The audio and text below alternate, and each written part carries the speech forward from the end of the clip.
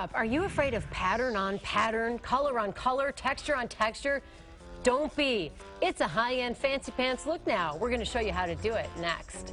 Whether you prefer bold, striking spaces or something more subdued and inviting, there are ways that you can make different colors and patterns and mix them all together with textures and patterns to get a high-end look, which is always frightening for me. I never know what kinds of patterns to mix because there's a fine line. I'm with TAM STONE, with TAM STONE Interiors. There's a fine line between being trendy and just not matching. Yeah, I never know what that line is. Well, there's a couple of things that you really, the main thing is starting with your color. Okay. And in order to create a high-end look, the main thing that you want to be able to do is commit to your color. If you follow me at all, I say it over and over. So these pops of color that you see, the high-end designers can pull that off. Usually when we're pulling it off as DIYers, it means that you're just not confident in your design. So when you say commit to a color, you mean a color scheme or what colors to be mixing? Well, you're going to be committing to a consistent color. I've got an example here of Andrea Brooks Interiors where she is actually really good working with color, and she uses a deco hue in the background, which is very current on trend, but she carries it through her wall color,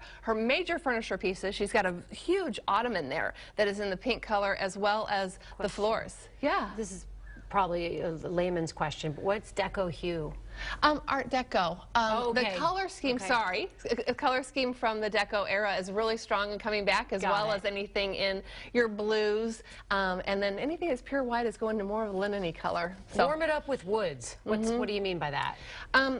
We have seen a lot of mahogany, consistent room-in-a-box woods for a long time. And now what we're seeing is mixing. If you look at this example from Kandrek & Cole, you see that we've got that end table, which is in a dark polished wood. You've got a honeytone wood on the floor, and you've got a barn door rustic color on the walls there. So mixing it up adds depth. Don't be afraid. Just go ahead and bring those together. We're away from that one consistent room-in-a-box look. Where it all comes from Pier 1, or it all comes from Target, or it's all the same kind of wood. Yeah, exactly. And then, okay, pattern and mixing. How do you choose patterns when you're doing wallpaper or mixing patterns on your pillows, things like that? Okay, this is where you kind of start with your main color scheme and you go back to really, like if, let's say right now chintzes are coming back in. You remember there, it's a very shiny cotton fabric with florals on it. Kind of it's a very traditional look, but it's coming back in a modern style. So what you would do is pull maybe two colors into a geometric out of that. So you're not pulling the entire color wave, you're just going to pull an emphasis point from it. But do you mix like stripes and polka dots and plaid? I mean, how do you know what patterns go together, though? I still don't get it.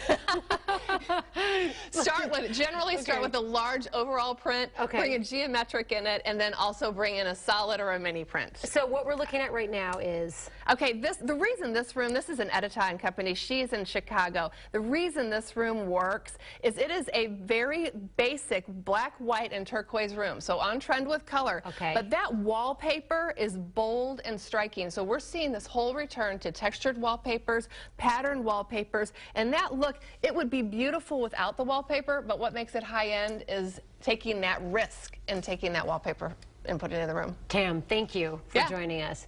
I think whatever works is when you walk in and just pretend like you meant to do it that way.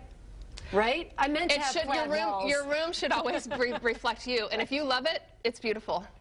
I like that too. Tam, thank you.